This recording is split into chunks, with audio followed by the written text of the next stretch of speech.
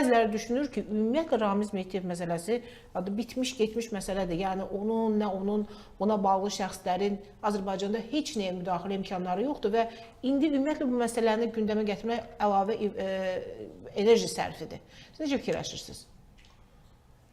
Vallahi bu Abbas Abbasov məsələsi onun evində axtarış aparılması haqqında bu informasiyaya münasibəti ki, sərgilədi Pənah bəy. Bir gəlmişkən bir çox məlumatlar eksklüziv idi. O münasibətdə Bəli, həqiqətən mən razılaşıram əslində o münasibəti ilə. Amma ümumi şəkildə bu Ramiz Mehdiyev işindən belə danışanda ilk növbədə adamın ağlına nə gəlir, Aygün xanım?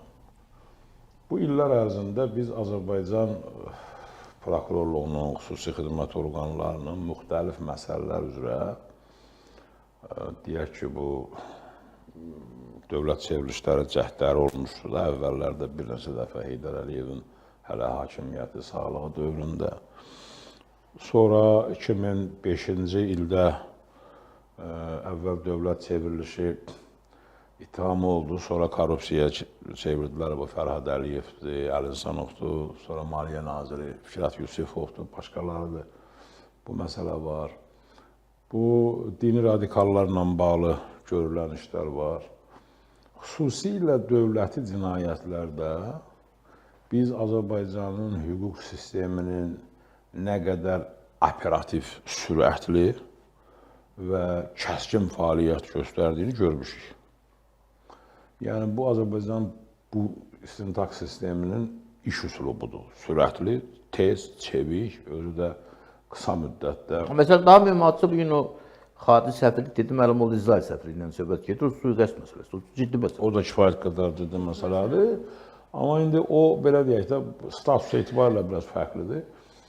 Bu, çox operativ. Amma bu Ramiz Mehdiyev məsələsində, məsələn, indi elan olundu, qeyri-rəsmi də olsa, hamımız bilirik ki, o da olmayan yerdə tutu çıxmır da. Aydındır ki, ehtiyatla deyilir, aydındır ki, çəkinlər deyilir, amma deyilir, yəni, müəyyən həqiqətlər var şübhəsiz. Burada 50 nəfərlik dedilər ki, şura var. İndi 50 nəfərlik şuranın 2-3 nəfərinin adı deyildi. Biri Əli Kərimov, biri Gültəkin Hacıbaylı oldu, eləmi? O, Ramiz Mehdiyev, qeyri-rəsmi, o da zaten hər şey qeyri-rəsmidir da. Amma deyildi də, yəni 2-3 nəfərin adı deyildi. Elan olundu, bu o demək deyil ki, elədir. Pənah bəy demək istəyir, ya ittiham eləməyək də. Yox, onlar rəsmi tam yoxdur. Düzdür, mən deyirəm ki, rəsmi tam yoxdur. Mən də deyirəm ki, qeyri-rəsmidir da. Qeyri-rəsmi də olsa məlumat sızdırıldı, deyildi. Qalan 47 nəfər haqqında ümumiyyətlə heç bir məlumat yoxdur. Sızdırılmayıbdır da, deyilməyibdir də. Nə rəsmi, nə qeyri-rəsmi. Bu bizim, mən demək istəyirəm ki, bizim Azərbaycan hüquq sisteminin xətti deyil, yəni. Burada belə olmur, yox. Bizdə bu çox sürətli olur. Bizdə dərhal adamlar tapılır, yazılar çıxarılır, kimlər dindirilir. Lap lazım gəlsə 100 nəfər, 200 nəfər, 1000 adam da cəlb oluna bilər. Bu miqyasda olub, məsələn, Prezident Administrasiyanın rəhbəri miqyasında, bəlkə miqyas məsələ elə böyükdür ki, yəni bunu siz dediyiniz sürətli əməliyyatdan həyata keçmək mümkün deyil. Ramiz Mehdiyev Prezident Aparatının rəhbəri deyildi, keçmiş rəhbəri idi. Yəni işdən çıxarılandan belə bir pozisyonda olan bir şəxs. İkincisi, baxın, deməli, Fərhad Əliyev kifayət qədər çox yüksək bir postda özdəki söhbət tək İqtisadiyyat Naziri olmağından getmir. Həm böyük nazirlik idi, həm də dövlət rəhbərliyinə birbaşa ən yaxın adamlardan biri hesab olunur. Dövrü də müqayisə eləmək olar. O dövr fərqlidir, indiki dövr fərqlidir.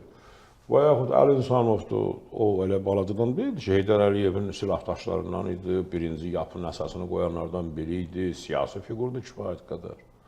İndi Maliyyə Naziri falan bunlar biraz xırda vəzifələr olsa da onlarla müqayisədə, amma yenə onlar da hamısı kifayət qədər ciddi idi. Və s. bu məsələlərdə. Amma burada biz o operativliyi, biz o fəaliyyəti doğrudan da görmürük.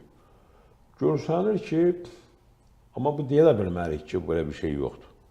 Çünki doğrudan da biz müəyyən təzahürlərini görmüşük. O cümlədən biri də elə bu Abbas Abbasovun cəlb olunması cinayət səsi. İndi bu axtarış olub, olmayıb, axtarış bəlkə də o vaxtdan olub, Pənah bəy düz deyir, elə təzə elan olunanda indi ata bilərlər ortaya ki, qoy biraz cəmaət da bundan danışsın. Amma əslində nələrsə var əlbəttə ki.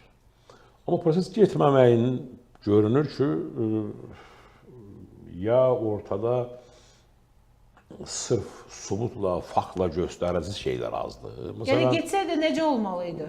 Yox, əgər doğrudan da gedirdisə, doğrudan da burada dövlət çevrilişi cəhdi vardısa, əslində Azərbaycanda dövlət çevrilişi cəhdi deyildi, deyilmədi, hər zaman olub. O hər zaman olub.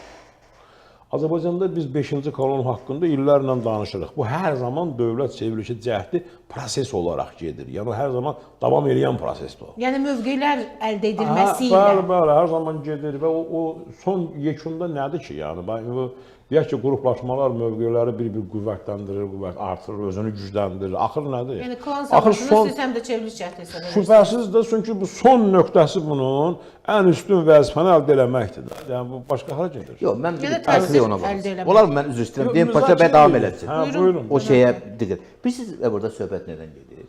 Ortada Rusiyanın Azərbaycana müdaxiləsi, təhdidi və təhlükəsi var, real. Belə oldu da. Tövlədə Cənubi Qafqaza, Orta Asiya, konkret həm də Azərbaycana.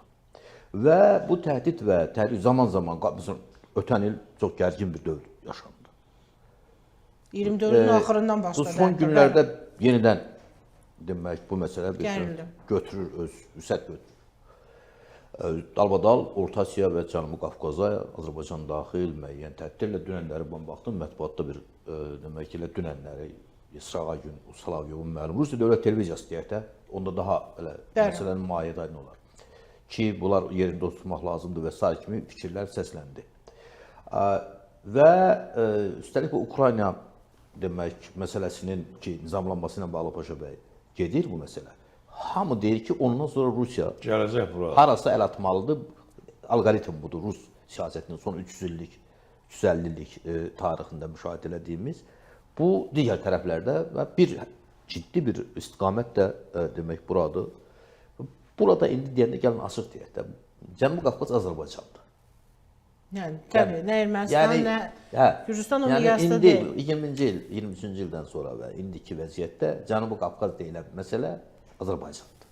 Yəni, Azərbaycan məsələsi ya o tərəfə, ya bu tərəfə necə inkişaf edilməsindən asılı olaraq Cənubi Qafqaz məsələsi həll olur. Bura ABŞ-ın sizin tamamilə haqlı olaraq qeyd edəcəyiz kimi çox ciddi ilk dəfədir bu dərəcədə, əgər keçən əsrin o Birinci Dünya müharibəsi dövrünü kənara qoysaq, ilk dəfədir ki, belə bir şəkildə nüfuzu gəlir. Bu da çox mühüm bir məsələdir. Mənim fikrimcə Paşa bəy, nüşün bunları deyirəm. Bu məsələnin olması Rusiya təhdidinin olmasıdır. Bu məsələ, bunun bu daxili siyasi məsələlərlə bağlı, Əli Kərimli məsələsi ilə bağlı ayağını mən bir kənara qoyuram. Açığı hesab edirəm ki, bu yəni fərqli bir məsələdir, yaddır bu prosesi. Bu Rusiyanın o təhdidinə mümkün olan məsələsinə qarşı bir profilaktikada həm də. Yəni bir tərəfdən olan real təhdid, o ayaqların kəsmək, qazmaq göyləri. Biz həmişə burada demişik ki, Rusiyanın 5-ci kolonunun maksimum kökü qazılmalı. Düzdür, tam mümkün deyil nə qədər Rusiya var. Amma zaman-zaman bunu necə deyərlər, qazmaq lazımdır. İkincisi, deməli, bir digər cəhət də var. Onu da mən ona görə dedim, elə sözün başa bəli çox üzr istəyirəm, kəsdim. Ki, burada bir məsələ də ondan ibarətdir ki, bir növ demək, bizdə bunu dəfələrlə sizdə səsləndirmişik. Rusiyanın bugün yalnız 3-cü yumşaq güc, yəni öz təsir adamları və yaxud 5-ci kolon o vasitəsilə çevriliş etmək imkanı Azərbaycanda hazırda yoxdur. Azərbaycanda həqiqətən Rusiya münasibət məsələsində bir milli konsensus var. Amma bu demək deyil ki, Rusiyanın cəhdi yoxdur. Yox, cəhdi yoxdur, yox. Üçüncü güc var. Rusiya birbaşa müdaxilə eləmək məsələsi var və burada görünən budur ki, daxildən daha çox, mən Abbas Abbasov məsələsi üstünə gəlirəm. Əgər bu məsələ təsadüfən atılmıyıb da, bu təbii ki, hər hansı bir jurnal, media qurumu güman eləmirəm ki, özü öz təşəbbüsü ilə bu informasiyanı atsın ortalığa. Və nəzərə alsaq ki, istintaq hansı idarədə gedir, hansı qurumda gedir? Demək, mənim fikrimcə, bu bir növ kənardan zəmbillə o müdaxilə olarsa, müdaxilə variantı. Bura zəmbillə bir hansısa bir diversiya qrupu şərsli deyək, bir yad bir siyasi komanda atmaqdan söhbət gedə bilər. Ki bu son dövrdə mən elə danışa düşünürəm, bu Milyarderlər İttifaqının xatırlanması da təsadüfən deyil. Yəni Rusiyanın artıq daxildə indi bu gün Azərbaycanda mövcud belə bir ciddi təsirli yumşaq gücü olmadığından görə yumşaq gücü oradan bura Rusiyadan bura ixrac eləmək kimi layihələr ola bilər. Bunun da simvollarından biri cənab Abbas Abbasovdur. Və Abbas Abbasovun da bu məsələdə zaman-zaman bu xatırlanması və deyilməsi bir növ bax orada hazırlanan. Çünki bizdə məlumatlar gəlir ki, bizim diasporun daxilində müəyyən iş aparılır, diaspor təşkilatlarının rəhbərləri dəyişdirilir, ora Rusiya xüsusi xidmət orqanlarının elə birbaşa əlaqəsi olan adamlar gətirilir. Bu işə razı olmayan adamlar təqib olunur. Azərbaycan milli hökumətinə qarşı çıxmaq istəməyən oradakı nüfuzlu müəyyən avtoritetli insanlar təqib olunur, sıxışdırılır və s. və axır. Məncə, yəni budur və bu mənada həm də bu bir kontrəməliyyatdır real o əməliyyata qarşı.